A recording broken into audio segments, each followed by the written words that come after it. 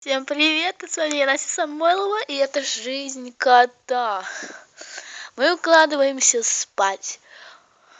На дворе уже ночь, и мелкий спит сегодня на подушечке, укрытый, он уже уснул. Сейчас мы послушаем, может, сказку я ему почитаю, ну или на компьютере послушает. Ну что ж, ребята, если у вас ночь, то и вам спокойной ночи. Люблю вас. Да, кисик? Спи. Пока.